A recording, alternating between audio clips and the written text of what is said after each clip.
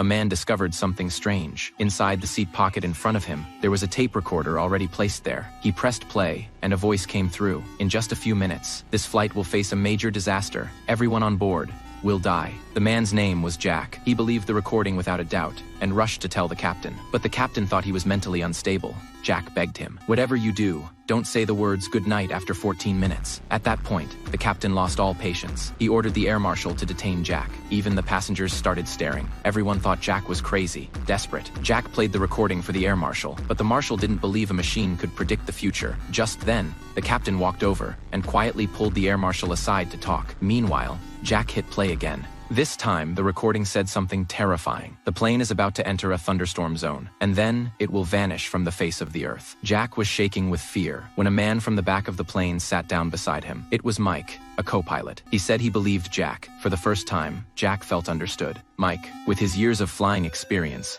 told Jack, at high altitude, anything can happen, especially in a thunderstorm. Then Jack had an idea. Mike was a pilot. If the captain won't listen, maybe Mike could fly the plane and land it safely. Mike agreed it could work, but entering the cockpit wasn't easy. You needed a code. Even the captain only learned the code before takeoff. Suddenly, Jack noticed something, a number flashing on the recorder, 1015. He guessed it might be the cockpit code. They decided to give it a try. Mike handed Jack an oxygen mask, planning to reduce the cabin's oxygen level once they got inside the cockpit. That way, the passengers would pass out, preventing panic and giving them a chance to land. Jack saw hope again. Even though he wasn't sure about the code, he walked toward the cockpit without hesitation. To his shock, the code worked. It was 1015. The next second, a violent fight broke out inside the cockpit. Passengers panicked, not knowing what was happening. But Jack, he smiled. When he saw Mike take control of the plane, he finally breathed a sigh of relief. Oxygen in the cabin dropped quickly. Passengers passed out one by one. Jack put on the oxygen mask and walked toward the cockpit. But then, Mike suddenly said over the intercom, "Good night,